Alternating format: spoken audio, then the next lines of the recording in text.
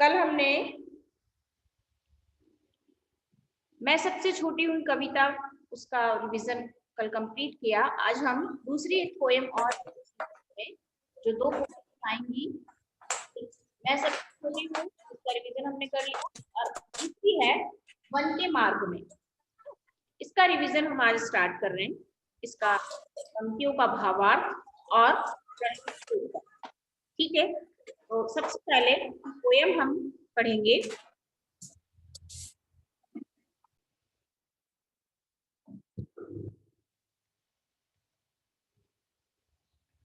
कविता इस प्रकार है। पुरसे निकसी रघुवीर बधू धरी धीर धय मग में डगवे झलकी भरी भाल कनी जल की फुट सूखी गए मधुरा धरवे।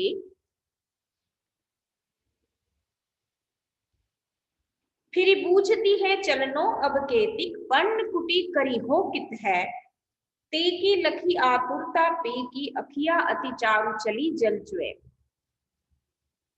यहाँ पर प्रसंग क्या है? यह पद जो सवैया है, यह दोहे हैं जो सवैया के रूप में लिए गए। सवैया एक छंद होता है जिसमें वर्णों की गिनती, उनकी मात्राएं सब कुछ एक नियम के अनुसार चलती है।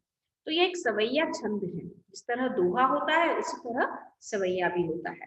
तो सवैया छंद है जो कि तुलसीदास जी के द्वारा लिखे गए हैं, है ना। तुलसीदास जी जिन्होंने रामचरितमानस की रचना की, तुलसीदास जी के द्वारा लिखे गए ग्रंथ से ये सवैया छंद लिए गए हैं। और इन छंदों में तुलसीदास जी ने श्री राम के जीवन का वर्णन किया था पूरा रामचरितमानस में। तो इन दोनों सवैया छंदों में, इन पदों में तुलसीदास जी ने उस प्रसंग का, उस घटना का वर्णन किया है जब श्री राम को वनवास होता है और वनवास के बाद वे लक्ष्मण और सीता के साथ वन की ओर निकलते हैं, है ना। वन की ओर वे जब जाते हैं उस घटना का, उस प्रसंग का वर्णन यहाँ पर किया गया है। कोई भी पद या कविता या दोहा सवैया जो भी होता है उसमें एक घटना होती है ना। उस घटना को प्रसंग कहते हैं कि वह किस घटना पर आधारित है, यह काव्य, यह कविता, या इसमें किस प्रसंग का वर्णन है, कौन से दृश्य का वर्णन है। तो यहाँ पर उस प्रसंग का वर्णन है जब श्री राम को वनवास होता है और वनवास के बाद वे लक्ष्मण और सीता जी के साथ वन की ओर निकलते हैं। उस घटना का वर्णन तुलसीदास जी ने इन सवैया छंदों में किया है। तो पहले वाले छंद को मैंने पढ़ा कि पुरसे निकसी रघुवीर बधू धरी धीर धय मग में डगवे झलकी भरी भाल कनी जल की उठ सूखी गए मधुरा धरवे। फिर पूछती है चलनो अब कैतिक पर्ण कुटी करी हो कित है ती की लखी आतुरता पी की अखिया अति चारु चली जल चुए। तो यहाँ पर कवि कहते हैं, तुलसीदास जी कहते हैं कि राम की पत्नी सीता जी नगर से वन के मार्ग में बहुत धैर्य को धारण करके निकलती है। राम की पत्नी सीता जी वन के मार्ग में बहुत धैर्य को धारण, धीरज को धारण करके निकलती हैं। वन के मार्ग में अभी वह केवल 2 कदम ही चली थी कि उनके माथे पर पसीने की बूंदें झलकने लगी। वन के मार्ग में की झलकी भरी भाल कनी जल की, कि वे 2 कदम ही चली थी और उनके माथे पर पसीने की बूंदें छलक उठी।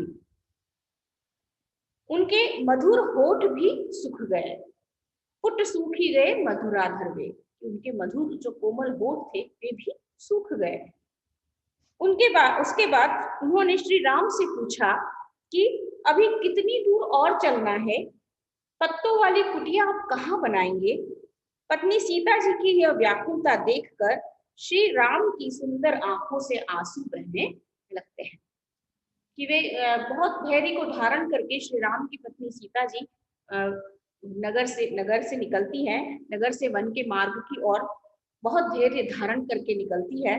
वन के मार्ग में वो केवल 2 कदम ही चल पाती हैं और उनके माथे पर पसीने की बूंदें झलकने लगती हैं, है ना। राजमहलों में वो रही थी और पैदल कभी चली नहीं, तो थोड़ा सा 2 कदम चलती हैं, उनके माथे पर पसीना आ जाता है और उनके मधुर होठ भी सूख जाते हैं। वे श्री राम से पूछती हैं कि अब कितनी और दूर चलना है और हम पत्तों की कुटिया कहाँ बनाएंगे। फिर वो पूछती है चलनो अब केतिक, अब और कितना दूर चलना है। पर्णकुटी करिहो कित है, हम पत्तों की कुटिया कहाँ बनाएंगे। ती की लखी आतुरता पीगी, श्री राम अपनी पत्नी ती यानी अपनी पत्नी की इस व्याकुलता को देखकर, इस बेचैनी को देखकर वे बहुत उदास हो जाते हैं और उनकी आंखों से आंसू बहने लगते हैं, उनकी सुंदर आंखों से आंसू बहने लगते हैं। पी की अखिया अति चारू चली जल रहे, चारू यानी सुंदर है ना, जल च्वे यानी पानी बहने लगता है, आंसू बहने लगते हैं, उनकी आंखों से आंसू बहने लगते हैं। सीता जी की इस आतुरता को, इस व्याकुलता को देखकर उनकी आंखों से आंसू निकलने लगते हैं। ठीक है, पहला वाला पद हुआ। दूसरा है जल को गए लखनऊ है लरिका परिखो, पिए छाव घरिक है ढाणी, पोछी पसेयु बयारी करो, अरुपाय पखारी हो भूरी ढाणी, तुलसी रघुवीर प्रियाश्रम जानी के, बैठी विलंब लो कंटक काढ़े, जानकी नाम को नेह लख्यो, पुलको तनु बारी बिलोचन पाड़े। अब दूसरे सवैया में क्या क्या कहा गया है देखिए, इसमें सीता जी श्री राम से कहती है कि जल लाने गए लक्ष्मण तो अभी बालक हैं, है ना, छोटे हैं, वो बालक हैं, उन्हें आने में समय लग जाएगा।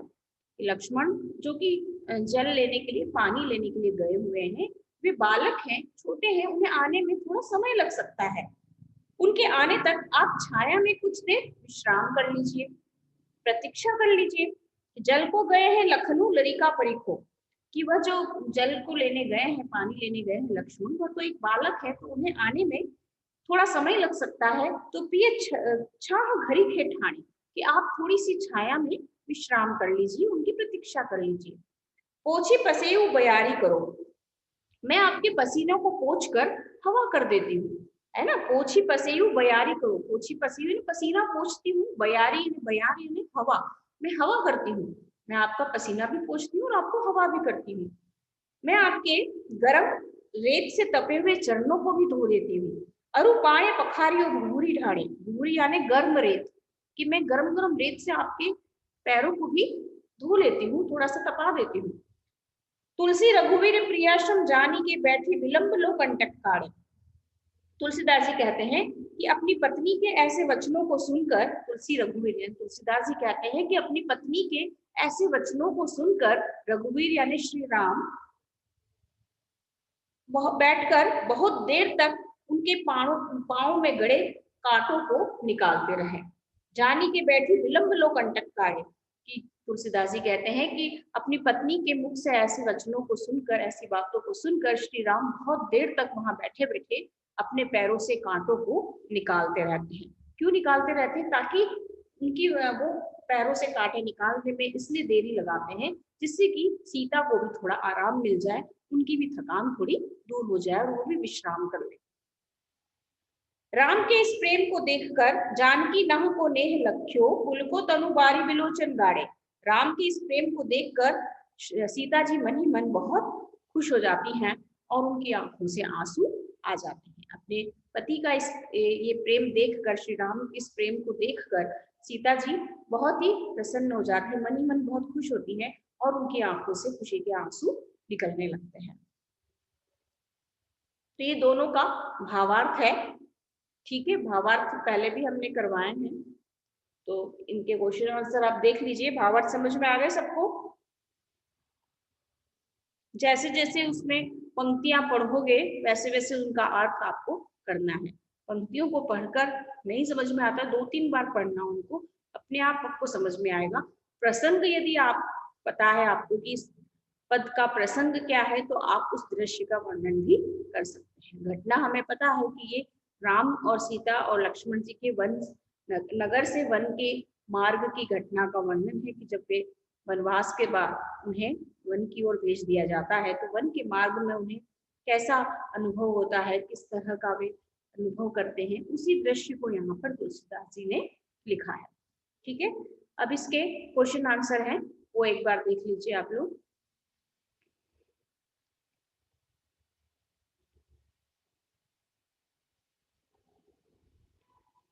प्रथम सवैया में कवि ने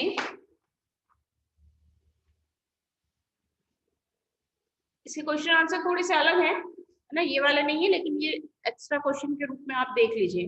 प्रथम सवैया में कवि ने राम सीता के किस प्रसंग का वर्णन किया है? प्रथम सवैया में कवि तुलसीदास ने राम सीता के वन गमन प्रसंग के अंतर्गत, वन गमन यानी वन की ओर जाने के प्रसंग, प्रसंग यानी घटना के अंतर्गत राम लक्ष्मण और सीता को वनवास में जाते हुए मार्ग में होने वाली परेशानियों का हृदय स्पर्शी वर्णन किया है। वन के मार्ग में सीता को होने वाली कठिनाइयों के बारे में लिखिए।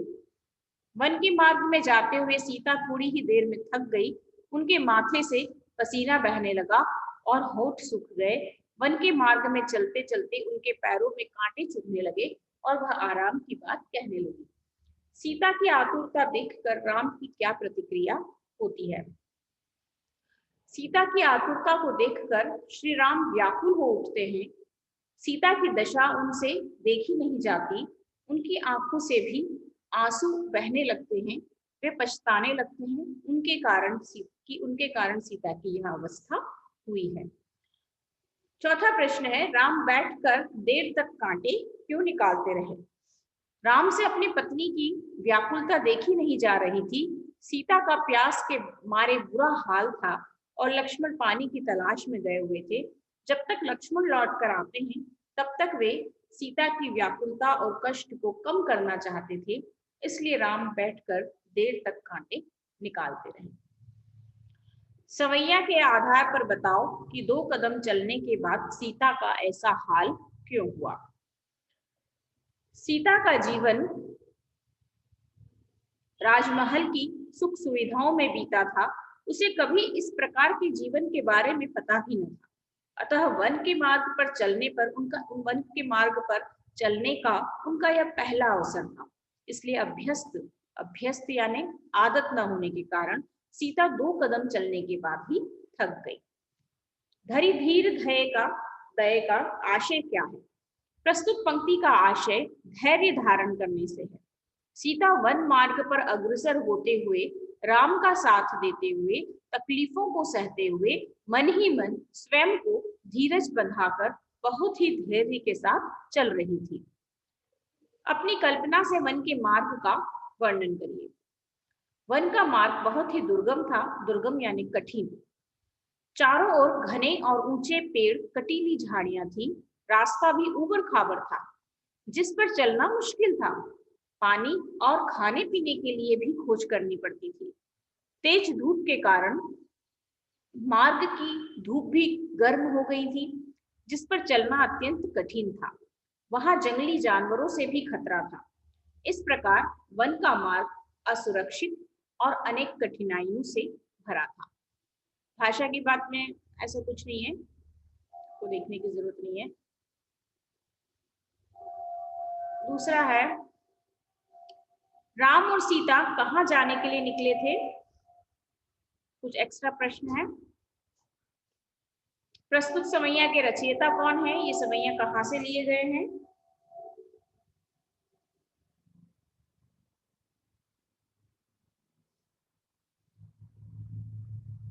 तीसरा प्रश्न है, सीता की ये तो हमने कर लिया है। चौथा प्रश्न है, अपने प्रति राम का प्रेम देखकर सीता की क्या दशा हुई? पाठ के आधार पर वन के मार्ग का वर्णन अपने शब्दों में करो, ये हो गया है।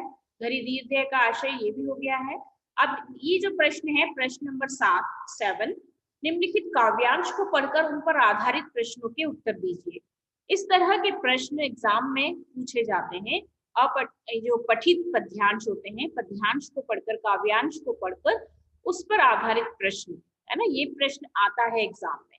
तो आप इस तरह के प्रश्नों की प्रैक्टिस जरूर करेंगे, क्योंकि प्रश्न जो लेसन के पीछे एक्सरसाइज में जो क्वेश्चन आंसर दिए हैं, उन क्वेश्चन आंसर को पैराग्राफ के साथ भी अटैच करके पूछा जा सकता है। तो आपको इस तरह से इनकी प्रैक्टिस करनी है। मैं पीडीएफ आपका ग्रुप में भेज दूंगी, आप लोग ध्यान से देख लेना।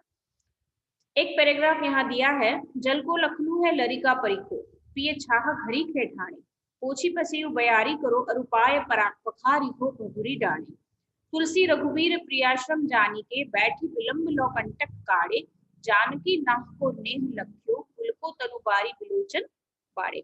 अब यहाँ कुछ प्रश्न दिए हैं, जैसे इसी पैराग्राफ पर आधारित।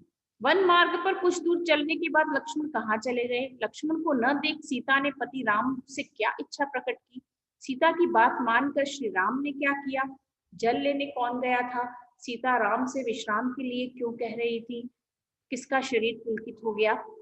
आदि। इनके सॉल्यूशन इस प्रकार हैं, जो प्रश्न हमने पढ़े उनके आंसर इस प्रकार हैं। पहला प्रश्न था, राम और सीता कहाँ जाने के लिए निकले थे?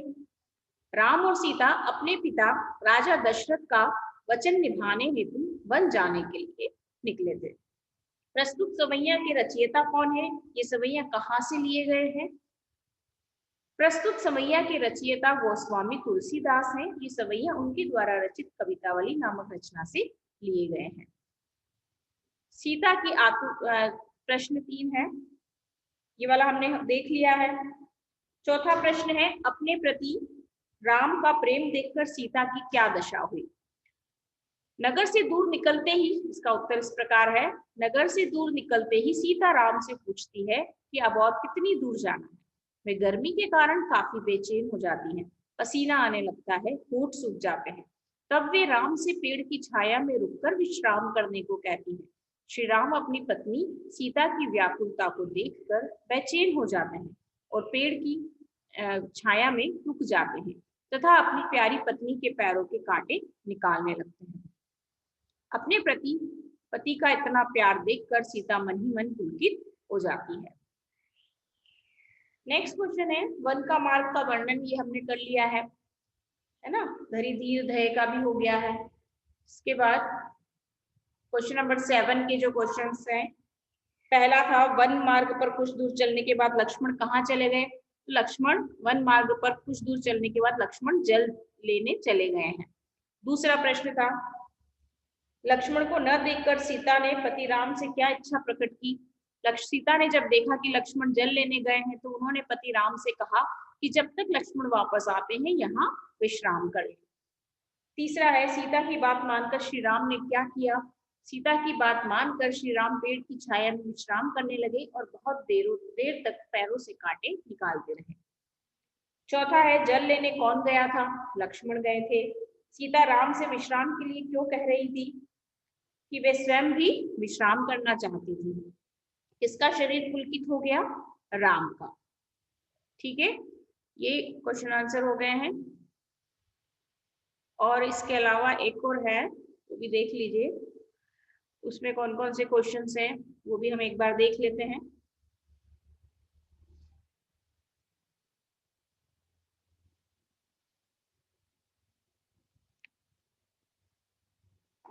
अगर यही वाले क्वेश्चन है तो ठीक है, रहने दीजिए, ये सब वही है, सारे वही क्वेश्चन हैं।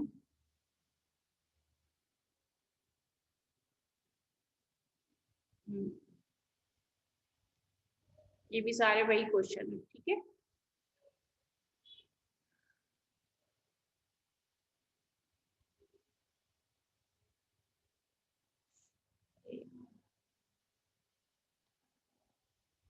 ठीक है, तो और कोई डाउट है किसी को इससे रिलेटेड?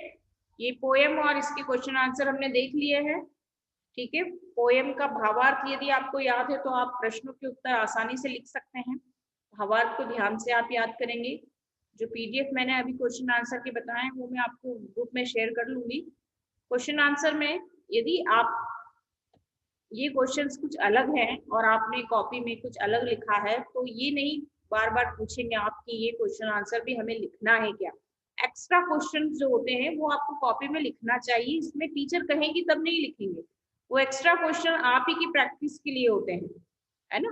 तो जो भी एक्स्ट्रा क्वेश्चन है उसके अलावा जो आपने लिखे हैं वो आप इस पीडीएफ से अपनी कॉपी में लिख सकते हैं, है ना। लिखना है क्या, लिखना है क्या, ये नहीं पूछेगा कोई भी मुझसे। जो भी एक्स्ट्रा आपको दिख रहा है कि ये क्वेश्चन मैंने नहीं लिखा है कॉपी में, तो आप पीडीएफ से उसे कॉपी में लिख सकते हैं। ठीक है, जिसका भी कंप्लीट हो रहे हैं चैप्टर्स, और एग्जाम में फर्स्ट टर्म के बाद वाले चैप्टर्स आएंगे। फर्स्ट टर्म में साथ ही हाथ बढ़ाना तक आया था, उसके बाद वाले चैप्टर्स जो हमने पढ़ाए हैं वही चैप्टर्स आएंगे, जो नहीं पढ़ाए हैं वो नहीं आएंगे। इसलिए जो चैप्टर्स पढ़े हुए हैं हमारे हैं उन्हीं चैप्टर्स को आप, उनका जो भी कंप्लीट हो गए क्वेश्चन आंसर, तो उनका पीडीएफ बनाकर मुझे चैप्टर वाइज वसंत का भेज दीजिए, अभी केवल वसंत का। है ना, जिसका कंप्लीट हो गया है सब लोग अपनी अपनी पीडीएफ बनाकर भेजते रहे मुझे, और उसके बाद फिर हम बालराम कथा और व्याकरण का देखेंगे। तो वसंत में जो चैप्टर साथी हाथ बढ़ाना के बाद वाले जितने भी चैप्टर हैं जो हमने पढ़े हैं उनका क्वेश्चन आंसर का पीडीएफ बनाइए और मुझे भेज दीजिए। ओके, और एक एक चैप्टर का हम रिवाइज कर ही रहे हैं, है ना। कल हम नौकर ले लेंगे, नौकर वाला लेसन बचा है उसे पढ़ लेंगे।